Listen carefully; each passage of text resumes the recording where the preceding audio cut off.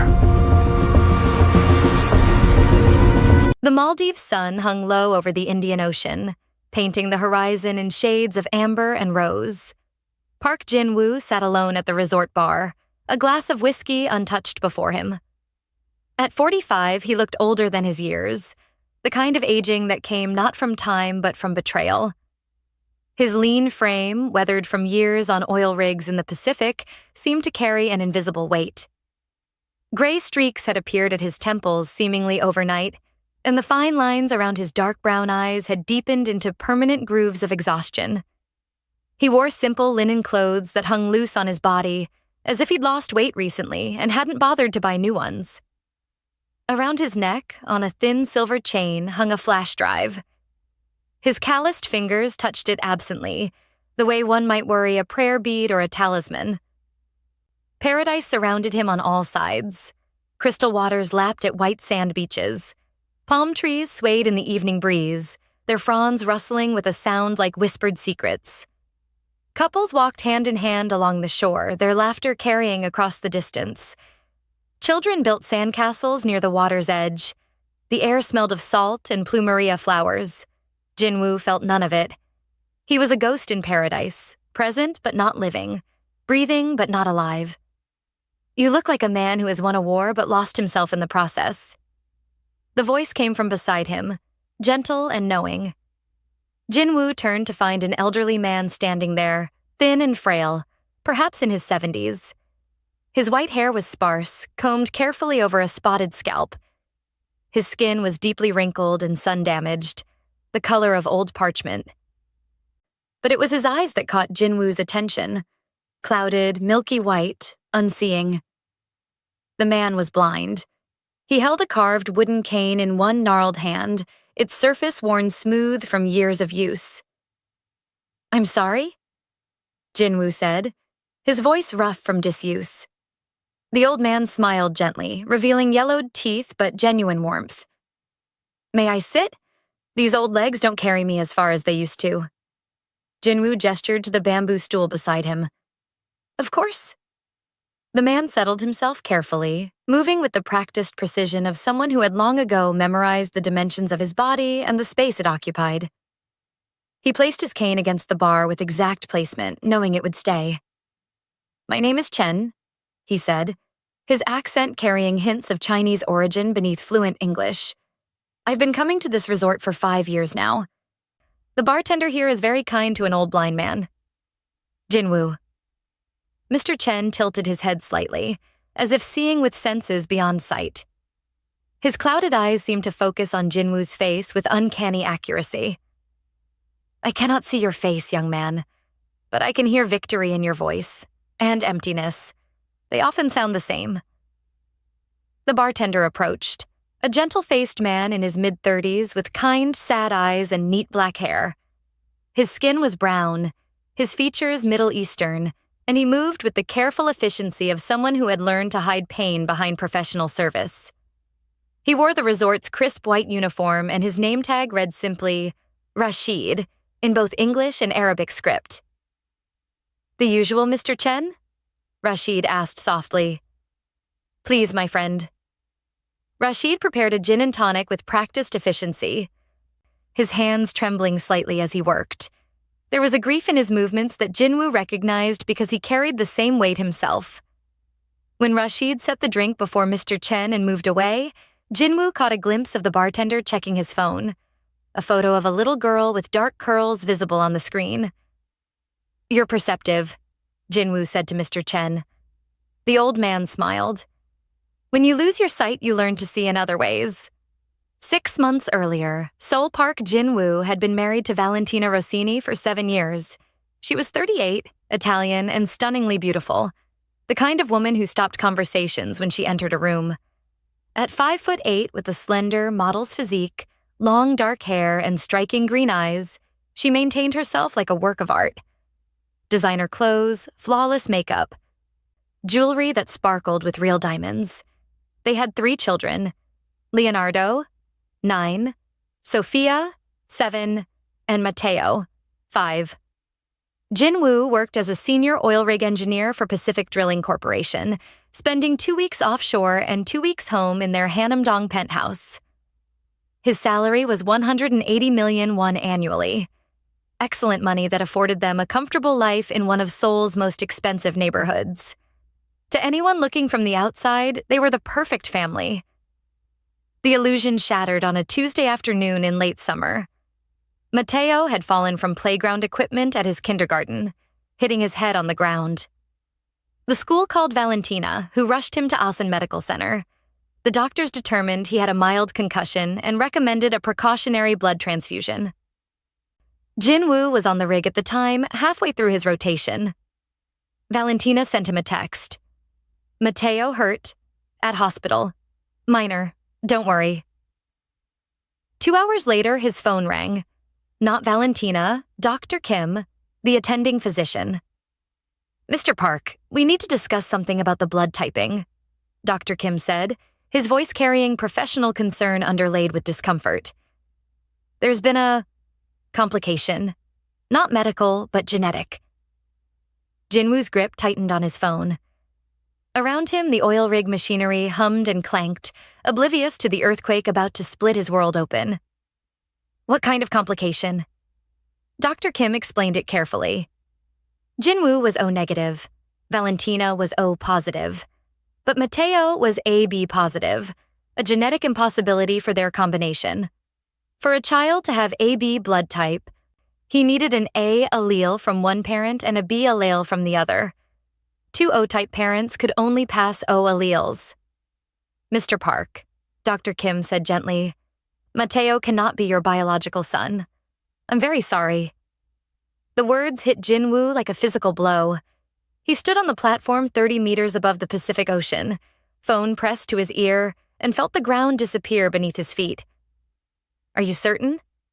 His voice sounded distant, like it belonged to someone else. Absolutely certain. Blood types don't lie. Does my wife know? A pause. She was in the room when we explained it. She went very pale. Said she needed to make a phone call and left. Jin-woo thanked Dr. Kim mechanically and ended the call. He stared at the ocean stretching endlessly in all directions and for the first time in his life, understood what it meant to be utterly alone. The helicopter transfer to the nearest port took 3 hours. The flight to Seoul took another 7. Jin-woo spent the entire journey in a fog of shock and growing dread. If Mateo wasn't his biological son, what about Leonardo and Sophia? When he arrived home 36 hours later, Valentina greeted him with a hug and a kiss. She wore a green dress that matched her eyes, her makeup perfect, her smile warm.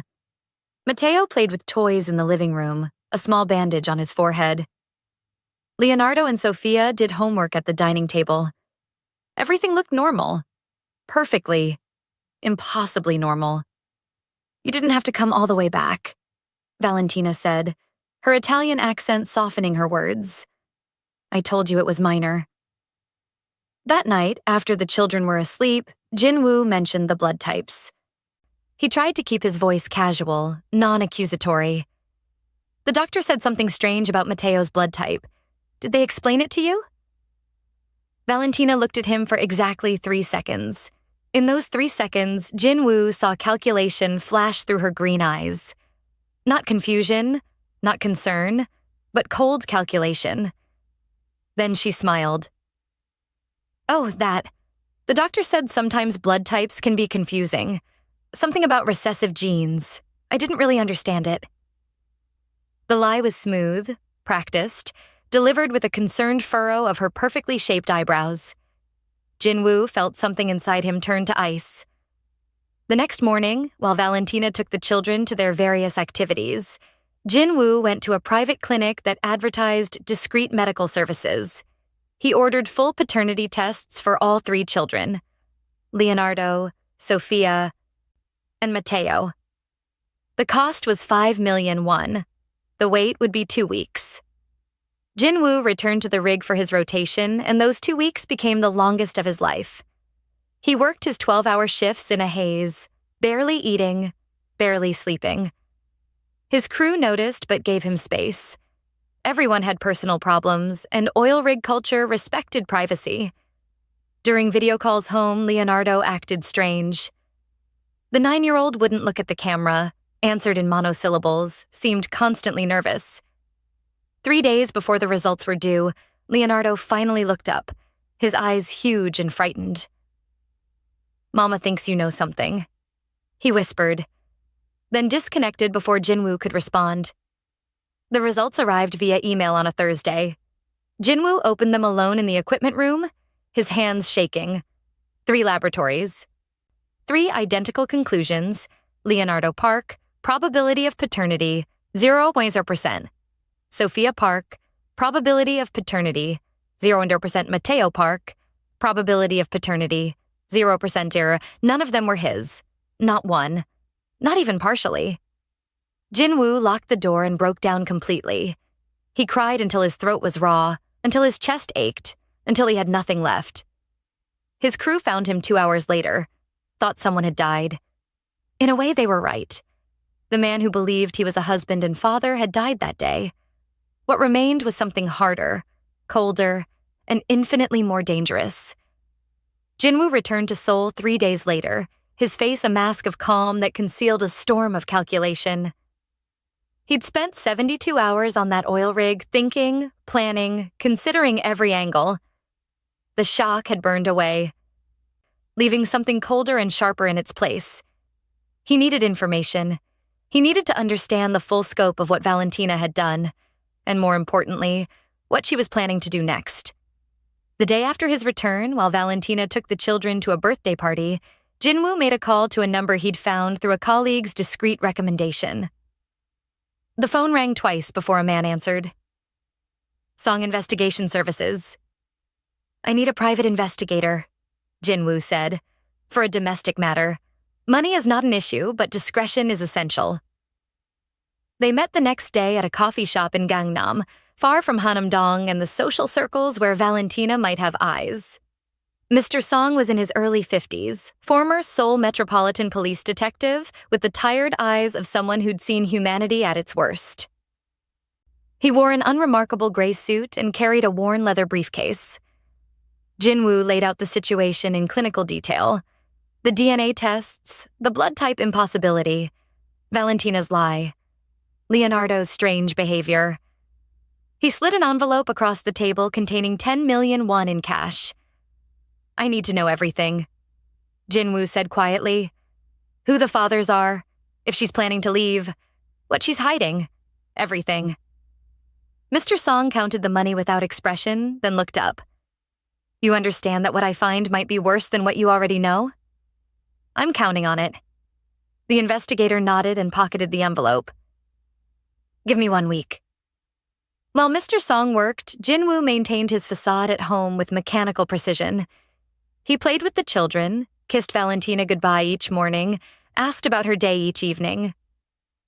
But he watched everything now with new eyes. He noticed how Valentina's phone was always face down on surfaces, how she took calls in other rooms, her voice dropping to a murmur, how she'd installed a new lock on her walk-in closet, claiming she wanted to organize her designer clothes without the children getting in. He noticed how Leonardo flinched when Valentina raised her voice, how Sophia drew pictures of their family where everyone was smiling, but the smiles looked wrong, too wide, too forced. How Mateo, at 5 years old, already knew how to read his mother's moods and adjust his behavior accordingly. The week crawled by. Jin-woo worked on the apartment's home office computer during his off-rotation, ostensibly catching up on engineering reports. In reality, he was documenting everything, taking screenshots of their bank accounts, photographing receipts, creating a timeline of Valentina's activities over the past year. He discovered that she'd spent 430 million won on various business ventures over their marriage. A boutique in Gangnam that never opened. An online jewelry store that went bankrupt. A consulting agency with no clients. Jin-woo had signed off on all of it, trusting her when she said these were investments in their future. Now he wondered if any of it had been real. Mr. Song called on day 6. "We need to meet, not at a cafe this time. Somewhere completely private." They met in a parking garage in Uido, in Song's car, windows tinted dark. The investigator pulled out a tablet and began swiping through photographs and documents. Your wife has been having an affair, Song said without preamble.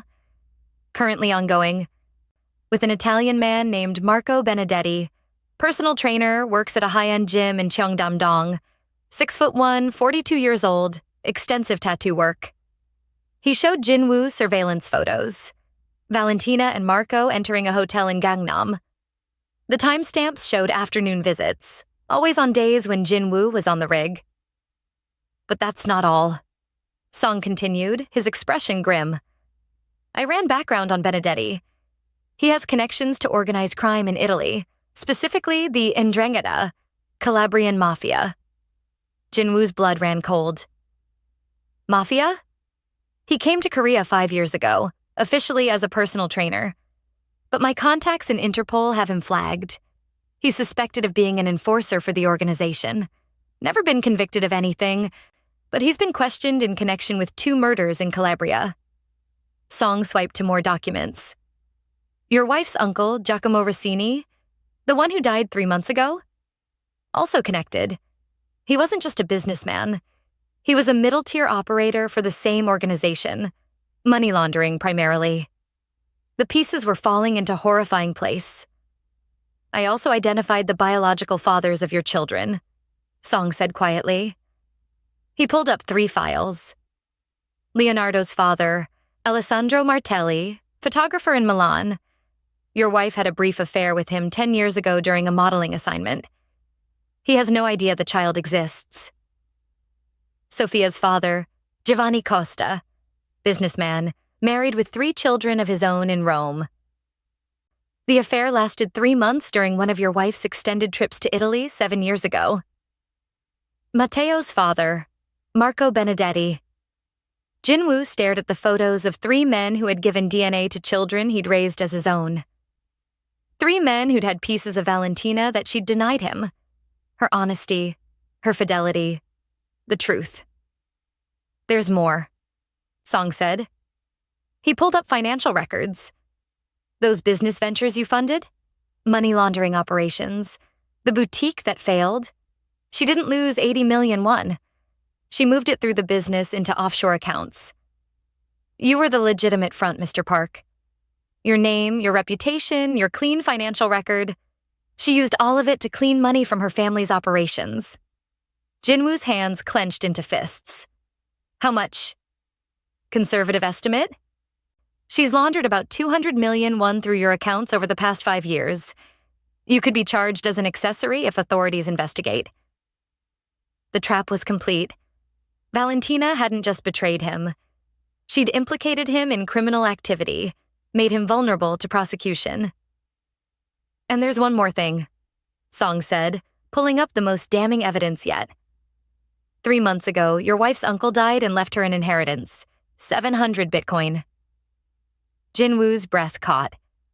At current exchange rates, that was approximately 40 billion won, 30 million US dollars. Song showed him photographs taken with a telephoto lens, Valentina entering a high-end safe installation company in Gangnam. She had a biometric safe installed in your apartment. Professional grade, hidden installation. I have the model number. It's the kind of safe people use for things they absolutely cannot afford to lose. She's hiding the Bitcoin, Jin-woo said. Almost certainly. And she's planning something. My surveillance shows she's been meeting with Marco more frequently. They've been looking at apartments in Dubai, international schools, checking flight prices. The investigator's expression was sympathetic but professional.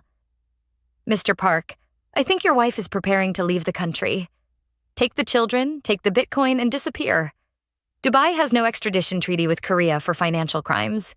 She'd be untouchable there. Jin-woo sat in silence, processing the enormity of what he'd learned. Valentina wasn't just unfaithful. She was a criminal. She'd used him, betrayed him, stolen from him, and now planned to take everything and vanish. There's something else you should know, Song added carefully. Marco Benedetti is dangerous. If you confront your wife, if you try to stop her, there's a non-zero chance he becomes violent. These aren't people who negotiate. They eliminate problems. Jin-woo looked at the investigator. Are you saying my life might be in danger? I'm saying you need to be very, very careful how you proceed. Men like Benedetti don't lose gracefully. That night, Jin-woo lay in bed beside Valentina, listening to her breathe in the darkness. She slept peacefully, her beautiful face relaxed, one hand curled under her cheek. She looked innocent, like the woman he'd fallen in love with 7 years ago. But Jin-woo knew the truth now. The woman beside him was a stranger wearing his wife's face. A criminal. A liar. Someone who'd stolen 7 years of his life and was planning to steal his children too. He thought about divorce. Quiet, dignified, legal. He had evidence of infidelity, of financial crimes, of fraud. Any court would grant him custody. He could walk away, take the children, start over. But Marco's mafia connections haunted that fantasy. How long would Jin-woo survive if he publicly exposed Valentina? How long before an accident befell him? And even if he escaped harm, what about his parents in Busan? His younger brother? The children themselves? No. A quiet divorce wasn't enough. It wasn't safe. Jin-woo needed something else. Something public. Something that would protect him through sheer exposure. So many witnesses that harming him would be impossible. Something that would destroy Valentina's credibility so thoroughly that no one would believe her if she tried to spin the narrative. The idea came to him at 3 a.m., crystallizing with perfect, terrible clarity. A vow renewal ceremony. Public, elaborate, with hundreds of witnesses. He would propose it as a romantic gesture, a recommitment to their marriage. Valentina would have to say yes. Refusing would raise too many questions. And then, in front of everyone who mattered, he would expose everything. Every lie, every crime, every betrayal. He would destroy her so completely, so publicly, that she'd have no choice but to face consequences. It was cruel. It was calculated. It was perfectly, absolutely necessary. Jin-woo smiled in the darkness and for the first time in weeks felt something other than pain. He felt purpose.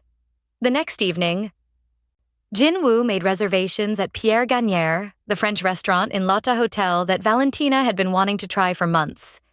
He told her it was a surprise, asked her to dress beautifully, arranged for his mother to watch the children overnight. Valentina's green eyes lit up with genuine pleasure. What's the occasion? Do I need an occasion to take my beautiful wife to dinner? Jin-woo smiled and the lie came easily now.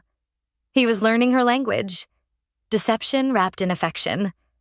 She wore a black Versace dress that hugged her slender frame, her dark hair falling in perfect waves down her back. Diamond earrings caught the light. She looked stunning, and Jin-woo felt nothing but cold calculation as he watched her apply lipstick in their bedroom mirror. The restaurant was exactly what Valentina loved. Elegant, expensive, full of Seoul's elite. Crystal chandeliers, white tablecloths, waiters who moved like dancers. Their table overlooked the city lights. Seoul spread out below them like a carpet of stars. They ordered the tasting menu.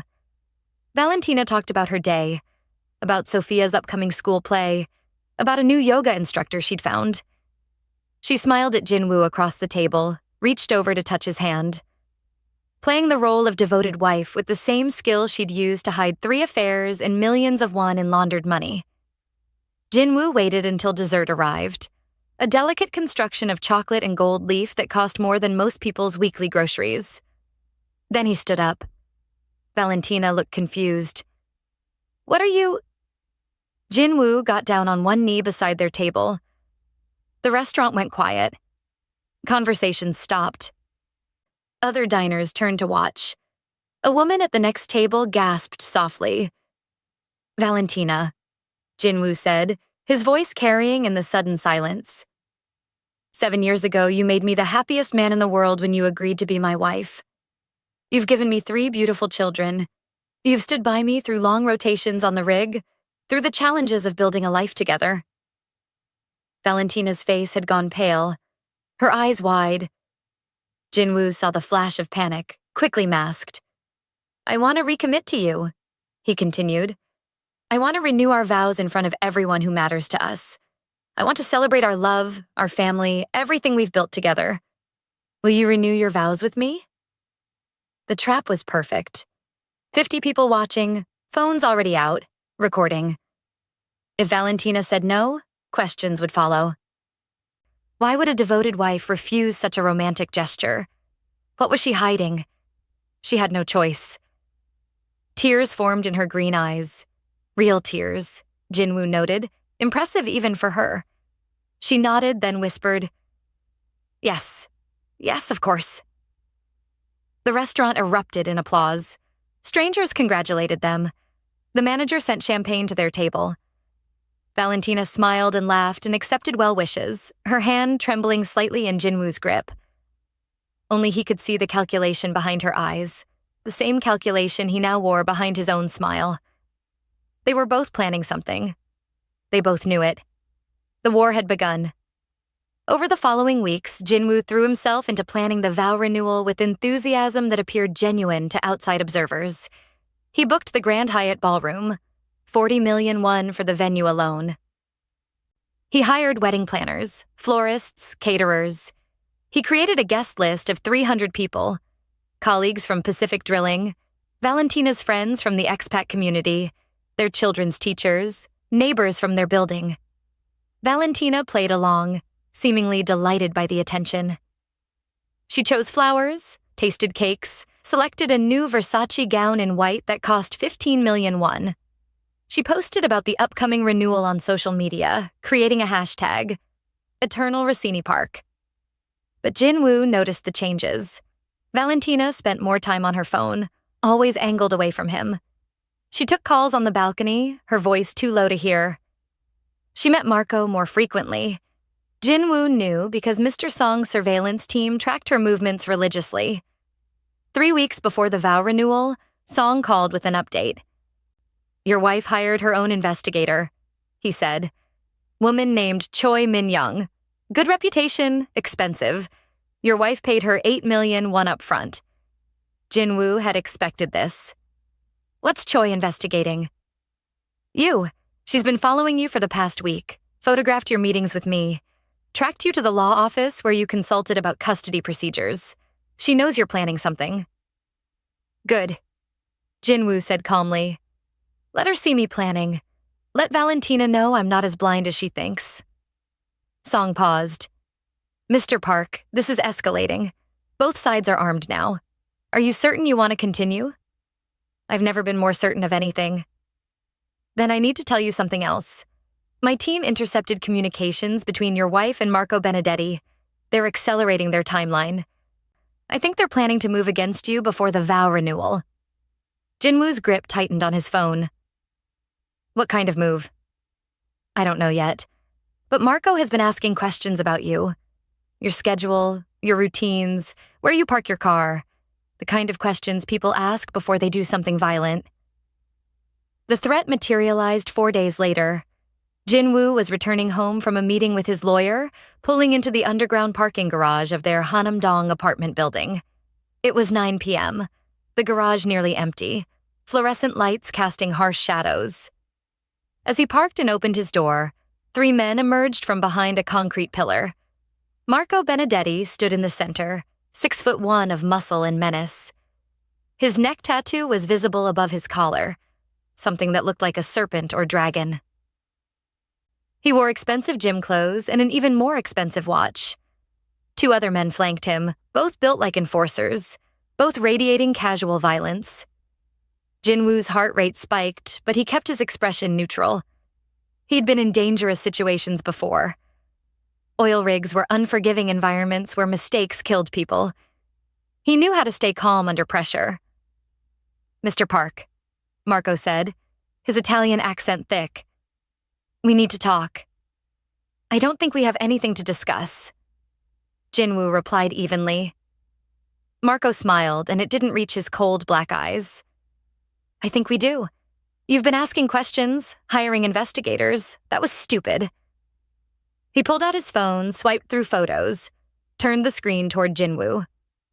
The first photo showed Jin-woo's parents' house in Busan. A clear shot through the living room window. His mother making dinner, his father reading the newspaper.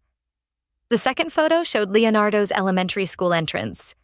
The third showed Sophia's classroom window. The fourth showed Mateo's kindergarten playground. All taken within the past week. You have two choices, Park. Marco continued, stepping closer. Jin-woo could smell his cologne. Expensive, the kind Valentina bought. You can be smart and forget everything you think you know. Cancel the vow renewal, stop the investigations, go back to your oil rig and pretend everything is fine. He leaned in, his voice dropping to a whisper. Or you can be stupid, and your family finds out what happens to stupid people. One of the other men cracked his knuckles. The sound echoed in the concrete garage. Besides, Marco said, laughing, what are you fighting for? 3 kids who aren't even yours? You've been raising my son, Park. Every time you read Mateo a bedtime story, you're doing my job. How does that feel? The cruelty landed exactly as Marco intended. Jin-woo felt rage flood through him, hot and consuming. His hands clenched into fists. But he forced himself to breathe, to think. 3 against 1. Marco was trained, probably armed. The other 2 definitely dangerous. Fighting here would be suicide. And more importantly, Marco was giving him information. He was confirming everything Jin-woo suspected. Getting angry, getting violent, would only prove Jin-woo was a threat that needed eliminating. So instead, Jin-woo did something Marco didn't expect. He laughed. Not a bitter laugh, but something that sounded almost relieved. You're right, Jin-woo said, raising his hands in surrender. You're absolutely right. I've been paranoid. Stupid. The DNA thing threw me off, made me crazy, but you're right. I love those kids. I love Valentina. I don't care about biology. Marco's expression shifted to confusion, then suspicion. I've been an idiot, Jin-woo continued. The vow renewal. It's because I want to prove to Valentina that I'm committed, that none of this other stuff matters. I got scared when I found out about Mateo's blood type. Started seeing conspiracies everywhere. He extended his hand to Marco. Thank you for being straight with me. I needed someone to tell me I was being crazy. Marco stared at the offered hand for a long moment. Then, slowly, he shook it. His grip was crushing, a final display of dominance. Smart choice, Park, Marco said. Very smart. Now go upstairs to your wife and forget this conversation ever happened. Jin-woo nodded, got back in his car, and drove up to the next level to park properly. His hands were shaking now, adrenaline flooding his system. But he'd bought himself time. More importantly, he'd learned something crucial. Marco thought he'd won. Thought Jin-woo was broken, compliant, defeated. That arrogance would be Marco's downfall. That night, Jin-woo didn't go home immediately. Instead, he sat in his car on the 4th level of the parking garage, thinking through the implications. Marco had threatened his family, shown photographs of his parents, his children. This wasn't just about Valentina leaving him. This was about his survival. If he tried to fight through legal channels, quietly, privately, there was a very real chance he wouldn't live to see the outcome. The vow renewal wasn't just theater anymore. It was a life raft. Jin-woo pulled out his phone and called his younger brother. Minho, I need your help. And I need you to not ask questions until I've finished explaining everything. His brother, former Korean Special Forces, currently running a private security consulting business, listened in silence as Jin-woo laid out the entire situation. The DNA tests, Valentina's crimes, Marco's threats, the plan for the vow renewal. When Jin-woo finished, there was a long pause. Then Minho said, When do we move the kids? No judgment. No shock. Just immediate tactical thinking. 3 days before the renewal, Jin-woo said, Tell them it's a special trip to see their grandparents in Busan. Keep them there until it's over. And you need insurance, Minho added.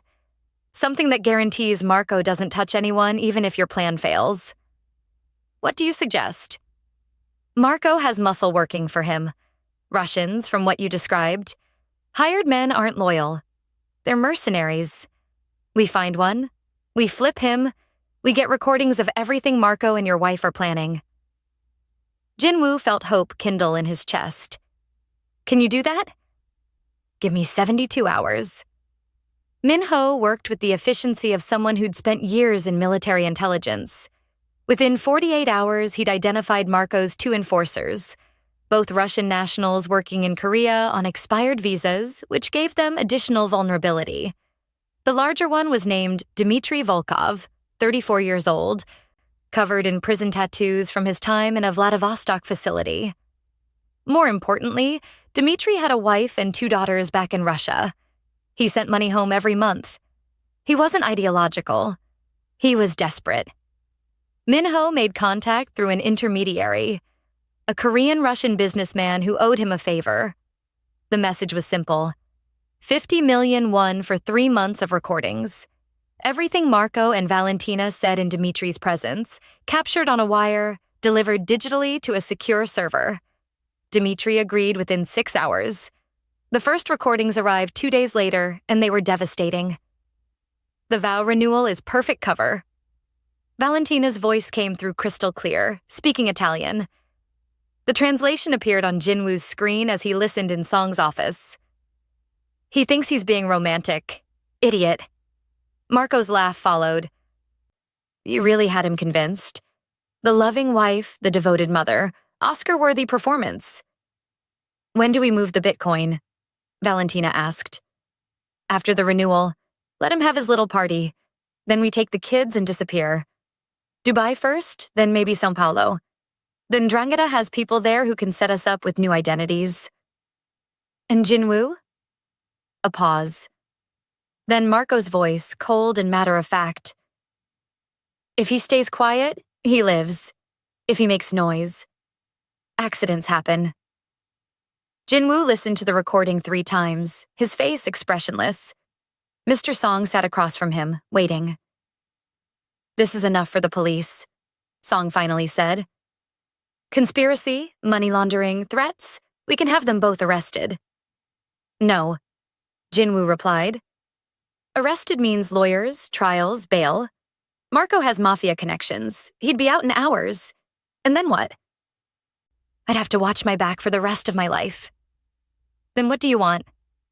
I want them destroyed, publicly, completely with so many witnesses that touching me afterward would be impossible. The vow renewal stays on schedule. Song nodded slowly. You're playing a dangerous game, Mr. Park. They made it dangerous the moment Marco threatened my family. Over the next 2 weeks, Dmitry's recordings painted an increasingly disturbing picture. Valentina and Marco met daily, planning their escape with meticulous detail. They'd already opened bank accounts in Dubai, already enrolled the children in an international school there under false names, already purchased plane tickets for 4 days after the vow renewal. But more damning were the conversations about Jin-woo himself. He's been acting strange since the garage, Marco said in one recording. Too compliant, too eager to please you. He's always been weak, Valentina replied dismissively. That's why I married him. Easy to control, easy to manipulate, and his salary made him useful. You never loved him? Valentina laughed, the sound sharp and cruel. Love? I barely tolerate him. Have you seen the way he looks at me? Like a puppy desperate for affection. It's pathetic. Jin-woo listened to his wife of 7 years reduce their entire marriage to a con game and felt the last vestiges of sentiment die inside him. Whatever guilt he'd felt about the upcoming exposure evaporated. Valentina had made her choices. Now she would face the consequences. But then the recordings took an even darker turn. 3 weeks before the vow renewal, Dmitry captured a conversation that made Jin-woo's blood run cold. What if the renewal is a trap? Valentina asked. What if he knows more than he's letting on? Then we adjust, Marco replied. I have a contact who can provide something, insurance. If Park tries to expose you at the renewal, we have our own presentation ready. Turn it around on him. What kind of presentation? Abuse? Financial control? We fabricate evidence. Fake medical records showing injuries, edited audio recordings, testimony from paid witnesses.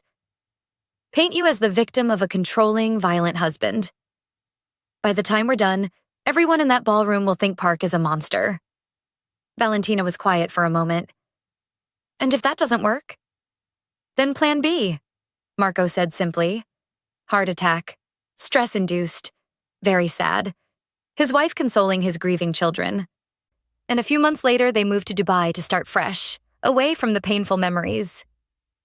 You're talking about killing him, Valentina said, and Jin-woo held his breath waiting for her response. Would she object? Would there be some line she wouldn't cross? Does that bother you? Marco asked. Another pause. Then Valentina's voice, steady and cold. Just make sure it looks natural. The children shouldn't know. Jin-woo stopped the recording. Sat in silence in his home office, the reality settling over him like ice water. His wife had just agreed to his murder. Not in passion, not in anger, but with calm calculation. Make it look natural. Don't let the children know. He pulled out his phone and called Minho. I need the children out of Seoul, now. Not 3 days before the renewal, now. What happened? They're planning to kill me. And I need to know Leonardo, Sofia, and Matteo are somewhere safe before I walk into that ballroom. The next day was a Saturday. Jin-woo told Valentina that Minho had invited the children to Busan for a special weekend trip, their grandparents' 40th wedding anniversary celebration. Valentina hesitated. All 3 of them? For the whole weekend? My mother specifically asked. Jin-woo lied smoothly. She wants family photos with all the grandchildren.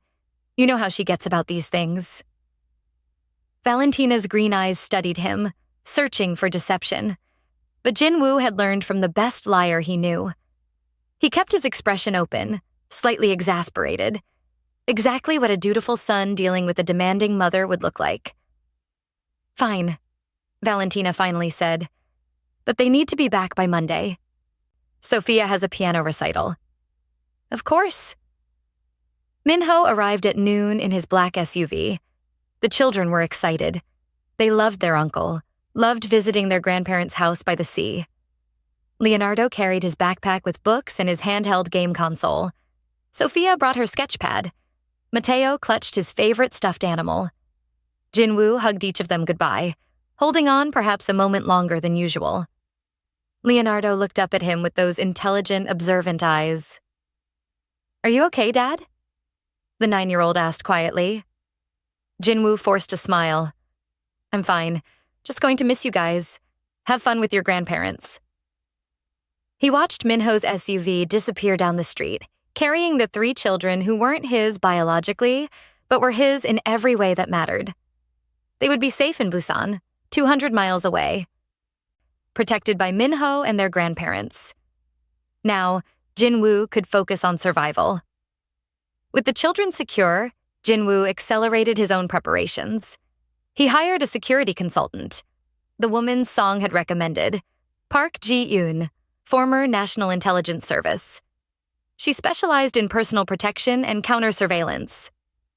Ji-yoon was in her 40s, compact and efficient, with sharp eyes that missed nothing. She listened to Jin-woo's plan for the vow renewal, reviewed Dimitri's recordings, and nodded approvingly. You're thinking like an intelligence officer, she said. Public exposure as protection. Smart. But you need layers. If their fabricated abuse evidence is convincing, you could still lose the crowd before you expose their crimes. What do you suggest? Multiple reveals, each one escalating. Don't hit them with everything at once. Build the case step by step. Financial crimes first, then infidelity, then the mafia connections, then the murder conspiracy. Make it impossible for anyone to dismiss as a bitter husband's revenge. She pulled out a tablet, began sketching a timeline. And you need insurance at the venue itself. I'll position my team throughout the ballroom. Former military, all of them. If Marco tries anything physical, they'll intervene immediately. Won't that tip him off? They'll be dressed as hotel staff. Caterers, AV technicians. Marco won't notice until it's too late.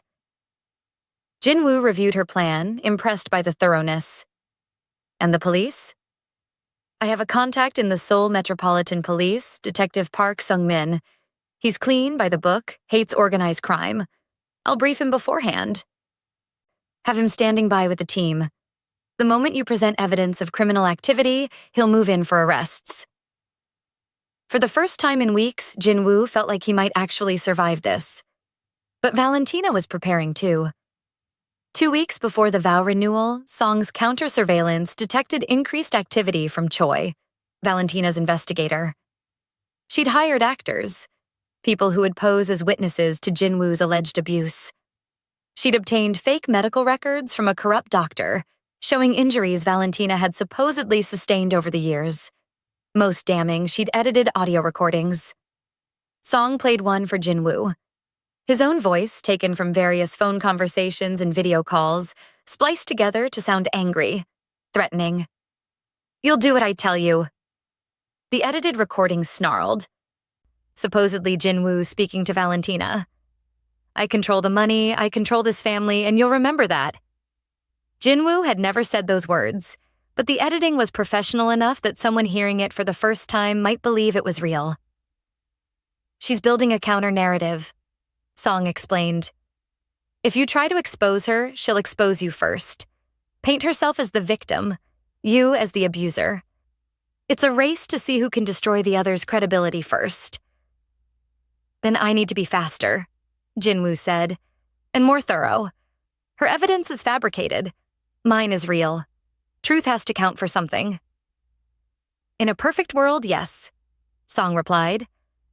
But we're not in a perfect world. We're in a ballroom full of people who will believe the most compelling story, not necessarily the true one. That night, Jin-woo refined his presentation with obsessive detail.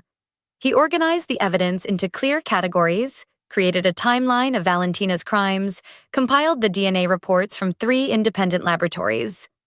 He had Song authenticate the recordings from Dmitri, getting them officially timestamped and verified. Most importantly, he prepared himself mentally for what was coming. In less than 2 weeks, he would stand in front of 300 people and destroy the woman he'd once loved. He would expose her crimes, her lies, her conspiracy to murder him. And if everything went according to plan, he would walk out of that ballroom alive and free. If it didn't, well, Marco's plan B would succeed, and Jin-woo's body would be found in some tragic accident. Either way, the war would end soon. The day of the vow renewal arrived with perfect Seoul spring weather, clear skies, cherry blossoms drifting through the air like snow. The Grand Hyatt ballroom had been transformed into something from a magazine spread. White roses and peonies covered every surface. Crystal chandeliers sparkled overhead. A string quartet played softly in one corner. 300 guests began arriving at 5 p.m., dressed in their finest. Jin-woo's colleagues from Pacific Drilling Corporation, wearing expensive suits that couldn't quite hide their rough edges. Oil rig workers were oil rig workers, no matter how they dressed. Valentina's friends from the expat community, elegant women dripping with jewelry and judgment. Neighbors from their Hanam-dong building, curious about the lavish display. Jin-woo stood near the entrance in a custom-tailored tuxedo, greeting guests with a smile that felt carved into his face. He'd barely slept in 3 days. Every time he closed his eyes, he heard Valentina's voice from the recording. Just make sure it looks natural. The children shouldn't know. But his hands were steady as he shook hands, accepted congratulations, played the role of devoted husband, renewing his commitment to the woman he loved. Valentina appeared at 5:30, and the ballroom seemed to hold its breath. She wore a white Versace gown that hugged her slender frame perfectly, the fabric shimmering like liquid pearl. Her dark hair was swept up in an elegant arrangement, revealing her graceful neck and the diamond necklace Jin-woo had bought for their 5th anniversary, back when he still believed their marriage was real. Her makeup was flawless, her green eyes bright with what looked like genuine happiness. She was breathtaking. And she was a monster. Jin-woo kissed her cheek, felt her hand squeeze his. You look beautiful, he murmured. You look nervous, she whispered back, and he heard the edge beneath the sweetness. She was watching him, analyzing, looking for any sign that he suspected what she'd planned. "Just excited," Jin-woo replied. "I want everything to be perfect." Around them, guests took their seats at round tables draped in white linen. Servers circulated with champagne and hors d'oeuvres. The photographer Jin-woo had hired moved through the crowd, capturing moments that would supposedly commemorate this joyous occasion. What the guests didn't know was that half the staff in the ballroom worked for Park Ji-eun. The AV technician adjusting the projection screen was former military. 2 of the servers were trained in close-quarters combat. The photographer was actually one of Song's surveillance specialists, with a camera that could record everything at high resolution. And seated at a table near the back, dressed in an unremarkable suit, was Detective Park Sung-min with 2 plainclothes officers. The trap was set. Marco Benedetti arrived fashionably late at 5:45, dressed in an expensive designer suit that showcased his muscular build. His neck tattoo was partially visible above his collar. He moved through the crowd with the confidence of someone who believed he controlled the situation. Dmitri and the other Russian enforcer flanked him, also dressed formally, trying to look like legitimate guests. Dmitri caught Jin-woo's eye for a fraction of a second. A tiny nod confirming he was still recording, still transmitting everything to the secure server. Marco approached Jin-woo and Valentina, his cold black eyes assessing everything. "Congratulations," he said in his thick Italian accent, shaking Jin-woo's hand with crushing force. "Beautiful ceremony." "Thank you for coming," Jin-woo replied evenly, returning the handshake without flinching. Marco leaned in, his voice dropping to a murmur. "I hope you remember our conversation in the parking garage. I'd hate for anything to ruin such a perfect day." The threat was clear. Jin-woo smiled. "Everything will go exactly as planned. I promise you that." Valentina watched this exchange, her green eyes flickering between the 2 men. Jin-woo could see her mind working, trying to decipher the undercurrents. The ceremony was scheduled to begin at 6 p.m. As guests settled into their seats, Jin-woo noticed Valentina checking her phone repeatedly. She was nervous. Good. That meant she suspected something but didn't know what.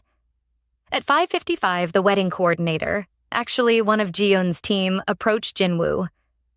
"Sir, we're ready to begin whenever you are. Also, I should mention that our AV system has been upgraded. We'll be able to display both your presentation and Mrs. Park's presentation simultaneously if needed." Jin-woo nodded, understanding the real message. They'd hacked Valentina's presentation file. Whatever fabricated evidence she planned to show, Ji-eun's team had access to it and could counter it in real time. "Perfect," Jin-woo said. "Let's begin." The lights dimmed. The string quartet transitioned to a romantic melody. Jin-woo and Valentina walked down the aisle between the tables, hand in hand, smiling at their guests. They looked like the perfect couple, attractive, successful, in love. The officiant they'd hired, a professional wedding coordinator who had no idea about the underlying drama, stood at the front of the room beside a small podium decorated with white roses. "Ladies and gentlemen," she began, her voice warm and practiced. "We're gathered here today to witness Park Jin-woo and Valentina Rossini renew their commitment to one another. 7 years ago, they pledged their love in marriage. Today, they choose to reaffirm those vows, to celebrate the life they've built together, and to look forward to many more years of happiness." Jin-woo felt Valentina's hand trembling in his. She was preparing herself too, getting ready for whatever she'd planned. The officiant continued through the traditional renewal ceremony. Jin-woo and Valentina faced each other, holding hands, and Jin-woo had to force himself not to look at the woman in front of him and see a would-be murderer. Instead, he focused on his children, Leonardo, Sophia, Matteo, safe in Busan. He was doing this for them, to ensure they grew up in a world where their mother's crimes didn't destroy their future. "Jin-woo," the officiant said, "do you renew your vows to Valentina, to love, honor, and cherish her for all the days of your life?" Jin-woo looked into Valentina's green eyes and said clearly, "I do." A lie, but a necessary one. Valentina, do you renew your vows to Jin-woo, to love, honor, and cherish him for all the days of your life? Valentina's voice was steady, her performance flawless. I do. Also a lie, but hers was wrapped in conspiracy and murder. The officiant smiled. Wonderful. Now, before we conclude, I understand both Jin-woo and Valentina have prepared special tributes to one another. Video presentations to celebrate their love and their journey together. This was the moment. Jin-woo could feel the tension in the room shift. Guests settling in with anticipation, expecting romantic montages of happy memories. Jin-woo, would you like to go first? The officiant asked. But before Jin-woo could respond, Valentina spoke up. Actually, she said, her voice carrying across the ballroom, I'd like to go first, if that's all right.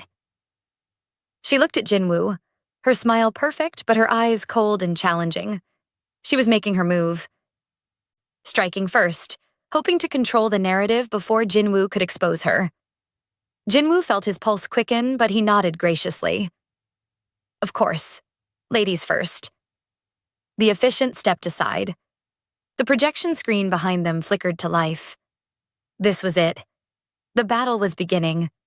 Valentina's presentation started innocuously enough. Photos of their wedding day. Valentina in a beautiful gown.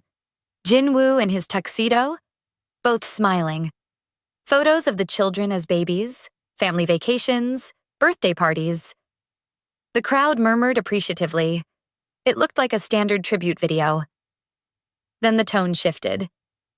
The music changed from romantic to melancholic. The photos changed from happy moments to something darker. A photo of Valentina with a bruise on her arm. Makeup created, Jin-woo knew, but it looked real. Bank statements appeared on screen, supposedly showing Jin-woo controlling all their finances, denying Valentina access to money. Text messages flashed up, allegedly from Jin-woo to Valentina. You'll do what I say. Remember who pays for everything. Don't make me remind you who's in charge. Jin-woo recognized none of these messages. They were fabricated, created by whoever Valentina had hired to build her counter-narrative. Then came the audio recording. Jin-woo's voice, edited and spliced, sounding angry and threatening. You'll do what I tell you. I control the money, I control this family, and you'll remember that. The crowd gasped. Jin-woo could see guests turning to look at him, confusion and shock on their faces. On the screen, a doctor appeared. The corrupt physician Valentina had paid. He spoke directly to the camera, his voice grave and professional. I've been treating Valentina Park for 3 years, he said. She's come to me multiple times with injuries consistent with domestic violence, bruising, contusions, on one occasion a fractured wrist. She always claimed she'd fallen or had an accident, but the pattern was clear. Someone was hurting her. More photos appeared.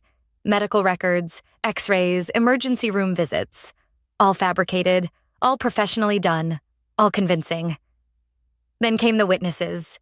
3 people Jin-woo had never seen before, all speaking earnestly to the camera. I'm their neighbor, one woman said.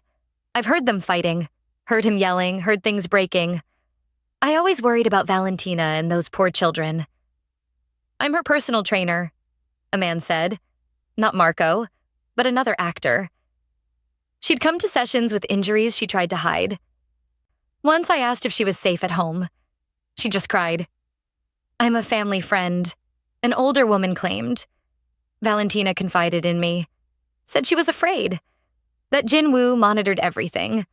Her money, her phone, where she went, who she talked to. Classic control and abuse. The presentation was masterful. Devastating. Jin-woo could feel the room turning against him. 300 people who moments ago had been celebrating with him were now looking at him like he was a monster. Valentina's voice came through the speakers, soft and broken. I wanted to renew our vows because I hoped things would change.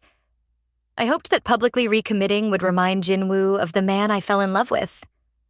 The kind, gentle man who wouldn't hurt me, wouldn't control me, wouldn't make me afraid. She paused, and Jin-woo saw tears streaming down her face. Real tears, impressively summoned. "But I can't do this anymore," Valentina continued. "I can't pretend everything is fine. I can't let my children grow up thinking this is what love looks like. So I'm using this moment in front of all of you to ask for help, to tell the truth, to say that I am a victim of domestic abuse and I need to get out." The presentation ended. The screen went dark. The ballroom was completely silent. Then someone started clapping. One person, then another, then a wave of applause. For Valentina, for her courage, for her strength in exposing her abuser. Jin-woo stood frozen, watching his reputation crumble in real time. Guests were standing, some crying, some glaring at him with undisguised hatred. His colleagues from the oil rig looked confused and betrayed. Valentina's friends rushed toward her, surrounding her with support. Marco stood near the back, a small smile on his face. He'd won. Or so he thought. Jin-woo caught Ji-yoon's eye. She nodded slightly. Everything was still going according to plan. Even this part. Let Valentina think she'd destroyed him. Let her get confident. Because now it was Jin-woo's turn. And he had something Valentina didn't have. The truth. Jin-woo walked slowly to the podium, his face carefully composed. The crowd's hostility was palpable. Whispers, glares, a few people already pulling out phones to record what they assumed would be either a pathetic denial or a shameful confession. Valentina stood to the side, surrounded by her friends, dabbing at her tears with a handkerchief. She looked fragile, brave, victorious. Marco had moved closer to the front, his hand inside his jacket. Jin-woo knew there was a weapon there, ready for Plan B if needed. But Jin-woo also saw Ji-yoon's team positioning themselves strategically around the ballroom. He saw Detective Park and his officers alert and ready. He saw Dmitri with his recording device still active, capturing everything. "Thank you, Valentina," Jin-woo said quietly into the microphone. His voice was steady, almost gentle. "That was quite a presentation." Someone in the crowd shouted, "Abuser." Another voice. "How could you?" Jin-woo raised his hand, asking for silence. Surprisingly, the crowd settled, perhaps curious to hear what defense he could possibly offer. "I'd like to show my presentation now," Jin-woo continued. "But before I do, I want to say something. Everything you just saw, the photos, the medical records, the testimonies, they're very convincing, professionally done. I almost believed them myself." Valentina's eyes narrowed slightly. Jin-woo saw the first flicker of uncertainty cross her face. "But there's one problem," Jin-woo said, and nodded to the AV technician, Ji-yoon's operative. "They're all fake." The screen behind him flickered to life, and Jin-woo's presentation began. But it wasn't what anyone expected. The screen split into two sections. On the left appeared the bank statements Valentina had shown, documents supposedly proving Jin-woo controlled all their finances. On the right appeared the actual bank statements, authenticated and time-stamped by 3 different banks. "These are our real financial records," Jin-woo's voice narrated over the presentation. "As you can see, Valentina has had full access to our joint accounts for 7 years. She has her own credit cards, her own checking account. She spent 430 million won on various business ventures."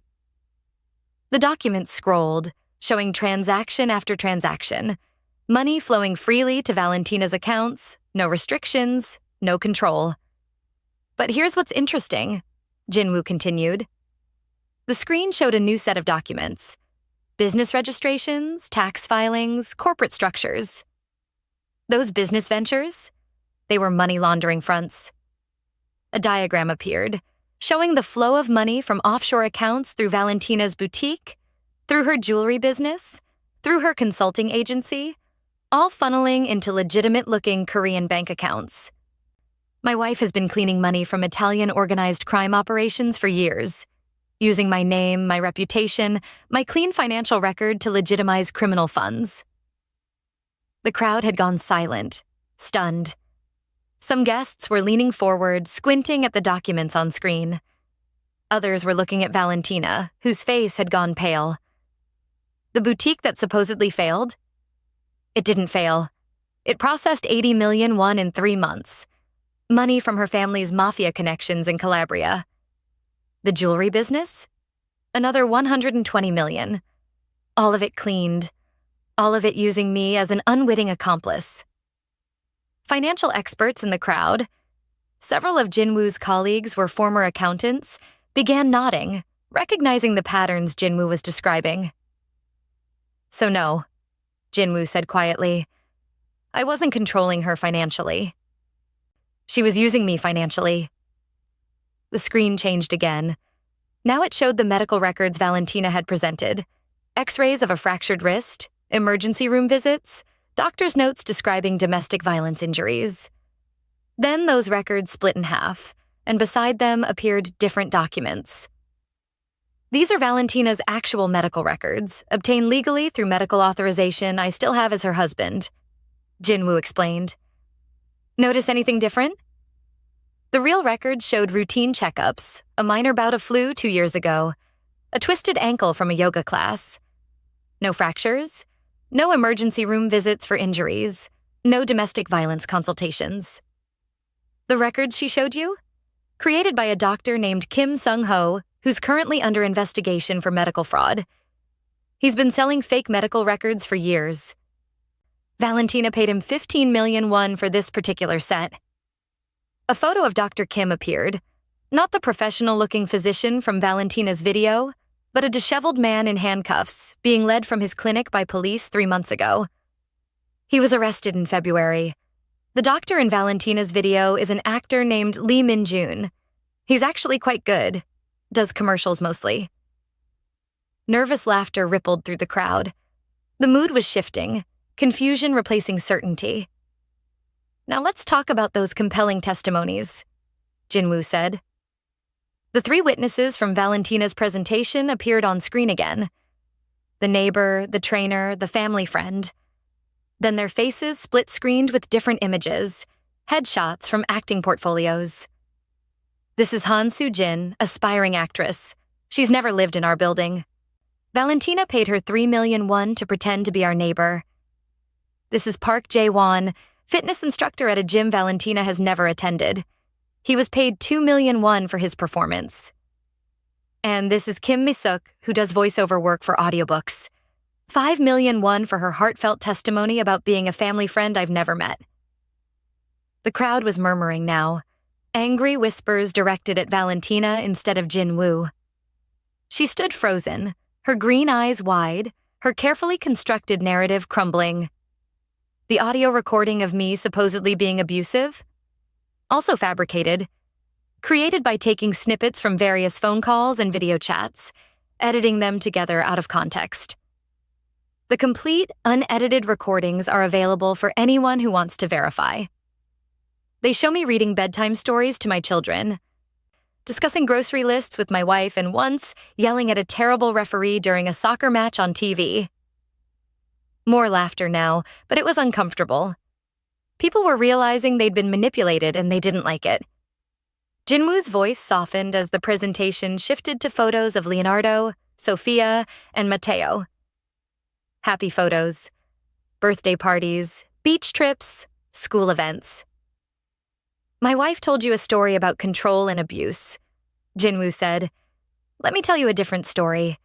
About 3 children I love more than life itself. New documents appeared on screen. DNA test results from 3 independent laboratories. The crowd gasped as the results became clear. Leonardo Park. Probability of paternity. 0.0% Sophia Park. Probability of paternity. 0.0% Matteo Park. Probability of paternity. 0.0%. None of them are my biological children, Jin-woo said, and his voice finally cracked slightly. I discovered this 6 months ago, and despite the betrayal, I still love them. They're still my children in every way that matters. He paused, letting that sink in. But I needed to know who the biological fathers were, So I hired a private investigator. Photos appeared of 3 men, Alessandro, Giovanni, and Marco. Alessandro Martelli, photographer in Milan, Leonardo's biological father. One-night affair 9 years ago. Giovanni Costa, businessman in Rome. Sophia's biological father. 3-month affair during one of Valentina's trips to Italy. And Marco Benedetti. Jin-woo turned to look directly at Marco, who had gone rigid, his hands still inside his jacket. Matteo's biological father, also Valentina's current lover. Also, and this is important, a member of the 'Ndrangheta, the Calabrian mafia. Security camera footage appeared on screen. Marco entering and leaving hotels with Valentina, their affair documented in meticulous detail by Song's surveillance team. Then more damning evidence. Marco's criminal record in Italy, sealed but obtained through Ji-yoon's intelligence contacts. Arrests for assault, suspected involvement in murders, connections to organized crime stretching back 15 years. So no, Jin-woo said, his voice hardening. I wasn't controlling or abusing my wife. She was systematically betraying me with multiple men, using me to launder money for the mafia, and planning to leave the country with a criminal. The crowd was in an uproar now. Some people were standing, shouting questions. Others were photographing the evidence on screen. Valentina's friends had backed away from her, disgust replacing their earlier support. Marco's face had gone dark with rage. Jin-woo saw him start to move forward, his hand pulling something from inside his jacket. But Ji-yoon's team was faster. 2 of her operatives, dressed as servers, moved to intercept Marco. He froze, recognizing trained military movement when he saw it. Jin-woo wasn't done. There's one more thing, Jin-woo said, and the screen changed to an audio player interface. 3 weeks ago, I received this recording. It's a conversation between my wife and her lover. Captured by someone in Marco's employ who decided loyalty to money was stronger than loyalty to criminals. He pressed play. Valentina's voice filled the ballroom, crystal clear. What if the renewal is a trap? What if he knows more than he's letting on? Marco's response. Then we adjust. I have a contact who can provide something, insurance. If Park tries to expose you at the renewal, we have our own presentation ready. Turn it around on him. The crowd was absolutely silent now, listening in horror. What kind of presentation? Valentina's recorded voice asked. Abuse. Financial control. We fabricate evidence. Fake medical records showing injuries, edited audio recordings, testimony from paid witnesses. Paint you as the victim of a controlling, violent husband. By the time we're done, everyone in that ballroom will think Park is a monster. Gasps throughout the room. People were staring at Valentina, who had gone chalk white. And if that doesn't work? Valentina's voice asked. Then plan B, heart attack, stress-induced. Very sad. His wife consoling his grieving children. And a few months later, they moved to Dubai to start fresh, away from the painful memories. Marco's voice, cold, matter of fact, terrifying. You're talking about killing him, Valentina said. The entire ballroom held its breath. Does that bother you? Marco asked. A pause that felt like eternity.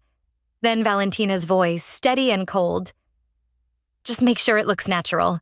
The children shouldn't know. The recording ended. For 3 full seconds, there was absolute silence in the Grand Hyatt ballroom. Then chaos erupted.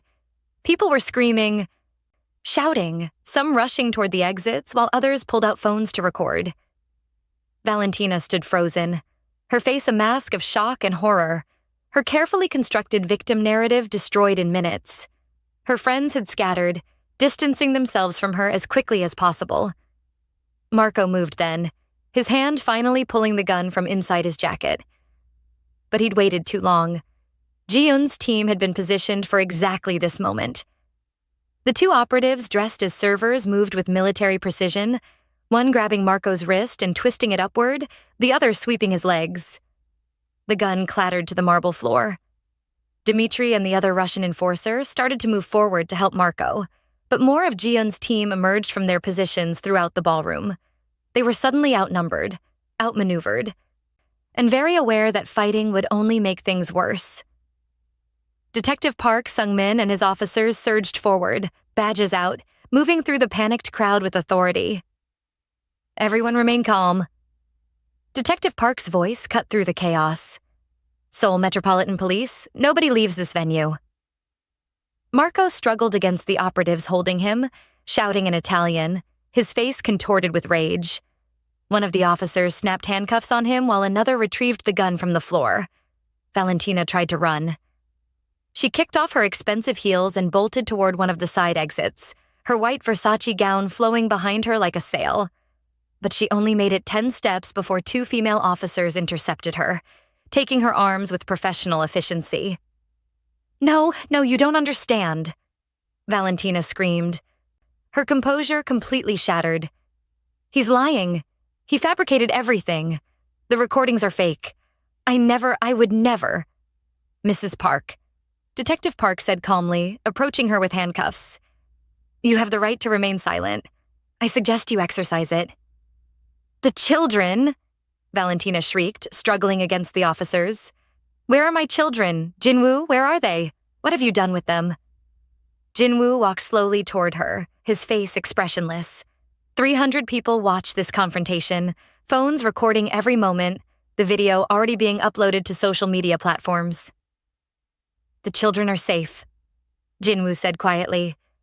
"They're with my brother in Busan, far away from you and your criminal boyfriend. They're safe from the woman who was willing to murder their father to steal inheritance money." "I love them," Valentina cried, tears streaming down her face, but whether they were real or performed, Jin-woo no longer cared. "They're my children." "No," Jin-woo said, his voice hard as steel. "They're victims of your lies, just like I was. But unlike me, they're innocent, and I'll make sure they stay that way." Detective Park finished cuffing Valentina and began reading her rights. "Valentina Rossini Park, you're under arrest for conspiracy to commit murder, money laundering, fraud, and criminal conspiracy. You have the right to remain silent." Marco was shouting threats in Italian, his words unintelligible to most of the crowd, but his rage unmistakable. Officers were hauling him toward the exit, his feet barely touching the ground. "You're dead, Park," Marco screamed in English, his accent thick with fury. "You hear me? Dead. You think you've won? The Ndrangheta doesn't forget. They'll find you, One of the officers holding him said something sharp and low, and Marco went quiet, but his black eyes stayed locked on Jin-woo with pure hatred. Dmitri stepped forward voluntarily, his hands raised. "I want immunity," he said in heavily accented English. "I have 3 months of recordings. Everything they said, everything they planned. I want protection and immunity." Detective Park nodded to one of his officers. "Take him to the station separately. We'll discuss terms." As the police led the arrested conspirators out of the ballroom, the crowd remained in stunned silence. Then, slowly, someone started clapping. Jin-woo couldn't see who. One of his colleagues from the oil rig, maybe. But the applause spread, building into something that sounded like vindication, like justice, like 300 people acknowledging they'd witnessed something extraordinary. Jin-woo didn't acknowledge the applause. He walked to the podium where the microphone still stood, waiting. The crowd quieted, sensing he had more to say. 6 months ago, Jin-woo began, his voice steady despite the exhaustion weighing on him. I discovered that nothing I believed about my life was true. My wife had betrayed me with multiple men. The children I loved weren't biologically mine. The woman I'd built a life with was a criminal who'd used me to launder money and was planning to have me killed. He paused, looking out at the faces staring back at him. Colleagues, neighbors, strangers who'd come expecting a romantic celebration and witnessed something much darker. This wasn't about revenge, Jin-woo continued. This was about survival. Marco Benedetti threatened my family, showed me photos of my parents' house, my children's schools. If I'd tried to handle this quietly, through lawyers and courts, I'd be dead. They'd already planned it. A heart attack at this very renewal ceremony. Murmurs of shock rippled through the crowd. I needed witnesses, Jin-woo explained. I needed all of you to see the truth, to know what happened, so that if anything happens to me in the future, everyone will know exactly who's responsible. That's why I planned this public exposure. Not cruelty. Safety. He touched the flash drive hanging around his neck. And there's one more piece of evidence I haven't mentioned. This flash drive supposedly contains 700 Bitcoin, about 40 billion won, 30 million US dollars. Valentina's inheritance from her uncle, the money she was planning to take to Dubai. Jin-woo smiled grimly. Except it's empty. I replaced it 3 weeks ago with a blank drive. She never checked. The real Bitcoin? He paused. Somewhere safe. Evidence in a criminal investigation now, but ultimately I don't want it. It's dirty money from a criminal organization. Let the authorities seize it. He looked directly at where the police had taken Valentina. I loved her, Jin-woo said quietly. For 7 years, I loved her completely. I would have died for her. But she was willing to let me die for money. That's the difference between us. He stepped away from the podium, then turned back one more time. To everyone here, thank you for witnessing this. The police have copies of everything I showed you tonight. The media will have copies too. Everything is documented, verified, authentic. This isn't a said-she-said situation. This is simple truth. Jin-woo picked up the flash drive from around his neck and set it on the podium. I came to this ballroom knowing I might not leave alive. Marco had a gun. Valentina had a plan. But I also knew that if I stayed silent, if I tried to handle this privately, I'd definitely die. So I chose the risk of exposure over the certainty of murder. He looked exhausted now, the adrenaline draining away, leaving only hollowness. The vow renewal is over. There are no vows to renew. There never were. Jin-woo walked toward the exit, past the shocked guests. Past the scattered roses and overturned champagne glasses, past the photographer still capturing everything. Mr. Song appeared at his elbow, along with Ji-eun. They flanked him protectively as he left the Grand Hyatt ballroom, while behind him, 300 people processed what they'd witnessed. The complete destruction of a marriage, the exposure of a conspiracy, and one man's desperate fight for survival. Outside, the Seoul night was cool and clear. Jin-woo stood on the hotel steps, breathing deeply, feeling the weight of 6 months of planning finally lift from his shoulders. His phone buzzed. A text from Minho. Kids are fine. They're asking about you. When are you coming to Busan? Jin-woo typed back, tomorrow, tell them I love them. Tell them everything's going to be okay now. He pocketed his phone and looked up at the sky. Stars were barely visible through Seoul's light pollution, but he could see a few, distant and cold. He'd won. Valentina was in custody. Marco was in custody. The evidence was overwhelming. He'd survived this. So why did victory feel so empty? Ji-eun touched his shoulder gently. You need to leave Seoul for a while. Marco's organization might try something anyway. Evidence or not. I recommend at least a month somewhere safe. I know, Jin-woo said. I've already booked it. The Maldives, a resort. Somewhere far away from everything. Song nodded approvingly. Smart. Let the legal proceedings happen without you here. Detective Park has everything he needs. Your testimony can be done remotely if necessary. Jin-woo looked back at the hotel entrance, where guests were still streaming out, talking rapidly into phones. Already spreading the story across social media. By tomorrow, it would be national news. By next week, international. The vow renewal that became a criminal exposure. The husband who turned the tables on his murderous wife. He would be vindicated, protected, safe. But the children he loved weren't his. The wife he'd cherished was a monster. 7 years of his life were a lie. Victory didn't erase that pain. It just made it survivable. Let's go, Jin-woo said to Song and Ji-eun. I need to sleep for about a week. They escorted him to his car, checking it first for tampering, then following him home in their own vehicle.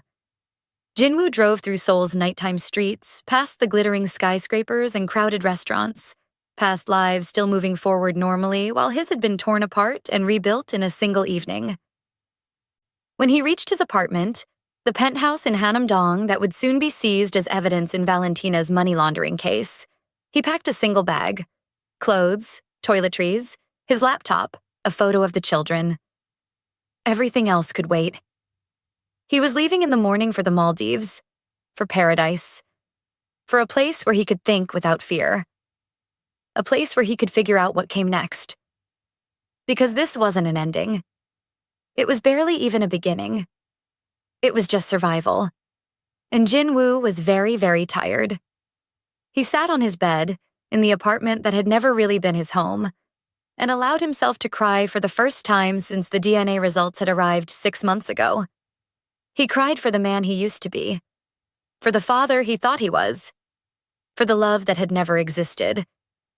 And when the tears finally stopped, he booked his flight, set his alarm, and closed his eyes. Tomorrow he would fly to the Maldives. Tomorrow he would try to understand what victory really meant. Tomorrow he would begin the long process of becoming someone new. But tonight he just needed to rest. The war was over. He'd won. And somehow that made everything worse. The Maldives bar felt quieter now, the sun fully set, the ocean a vast darkness beyond the resort lights. Jin-woo sat with his empty whiskey glass, the story finally told, the weight of it hanging between him and the blind old man beside him. Mr. Chen had listened to everything without interruption, his clouded eyes fixed on some invisible horizon, his weathered hands folded peacefully on his cane. Now he sat in silence for a long moment, and Jin-woo wondered what judgment would come from this stranger who'd somehow pulled the entire truth from him. "You won," Mr. Chen finally said. "Completely and absolutely. Your wife is in prison. Her lover is being extradited to Italy. You have evidence, witnesses, vindication, everything you needed." "Yes," Jin-woo said quietly. "And yet you sit here in paradise, looking like a man who has lost everything."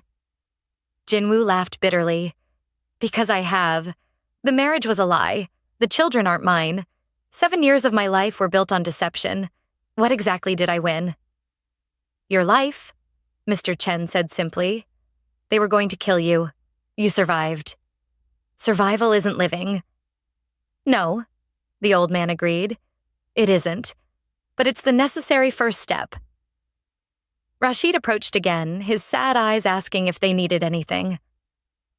Jin-woo shook his head, and the bartender retreated, checking his phone again.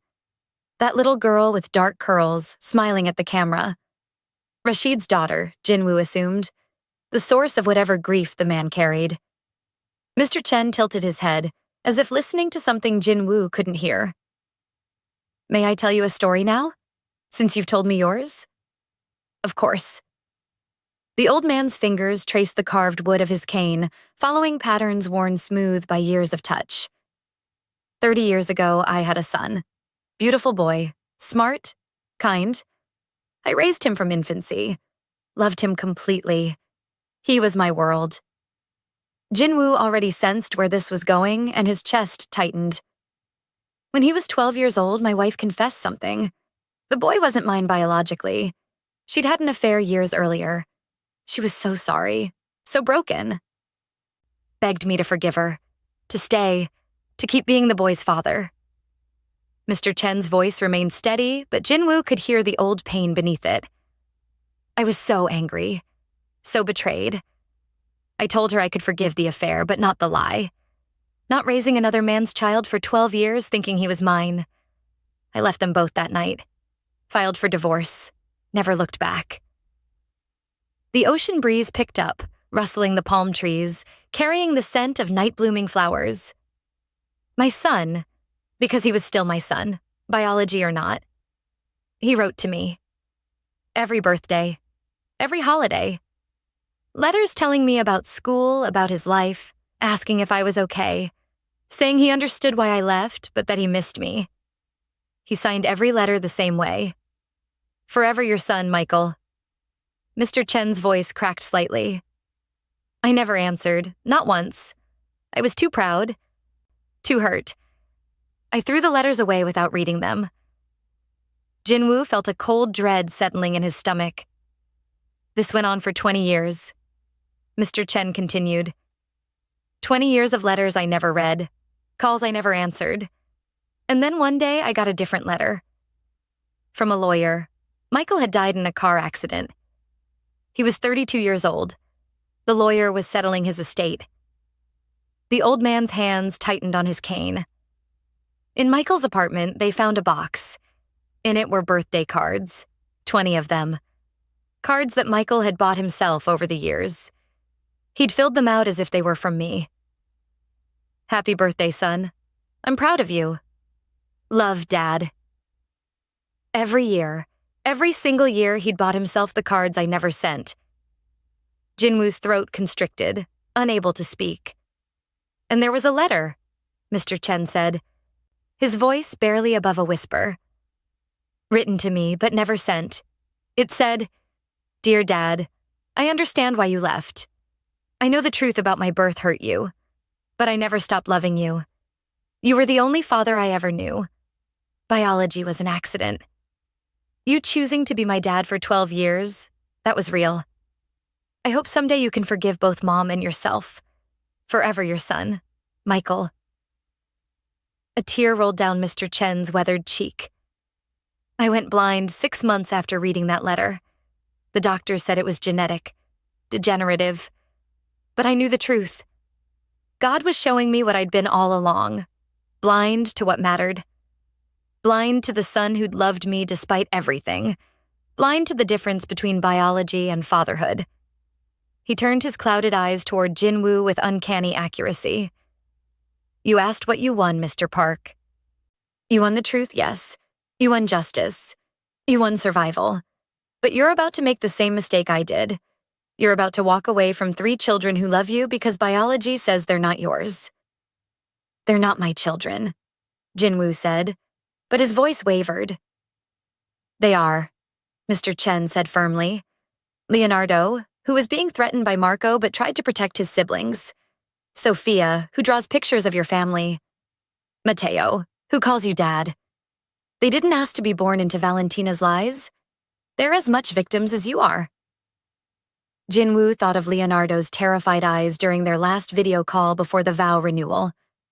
Of Sophia's drawings where everyone smiled too wide. Of Mateo asking him to read one more bedtime story, just one more. DNA is an accident, Mr. Chen said softly. A random combination of molecules. Fatherhood is a choice, every single day. You've been choosing those children for 9 years, 7 years, 5 years. They only know you as their father. Biology doesn't change that. But Valentina is in prison where she belongs. But the children are innocent. Punishing them for her crimes by abandoning them? Mr. Chen shook his head. That's punishing yourself too. I spent 30 years regretting my pride. 30 years wishing I could take back one moment of anger. Don't do what I did. Jin-woo sat in silence, the old man's words cutting through every defense he'd built. He thought about Leonardo's voice on the phone. Are you coming back, Dad? He thought about Sophia's drawings, about Mateo's laughter. I don't know if I can, Jin-woo finally said. Every time I look at them, I'll see her. I'll see the lie. No, Mr. Chen said gently. You'll see children who need their father. You'll see innocence that deserves protection. You'll see love that doesn't care about genetics. He reached out, his hand finding Jin-woo's arm with surprising accuracy. In the end, everything will be okay. And if it is not okay, it is not the end. This isn't the end of your story, Mr. Park. It's just a very painful middle.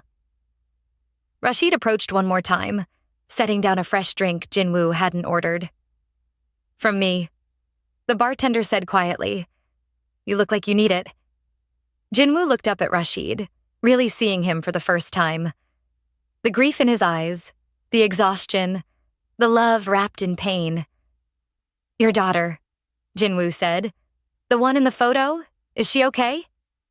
Rashid's face crumpled slightly. She's sick. Very sick. Leukemia. The treatment is expensive. More than I can afford. I work 3 jobs, but it's not enough. Every day I wonder if today is the day I lose her. Jin-woo felt something shift inside him.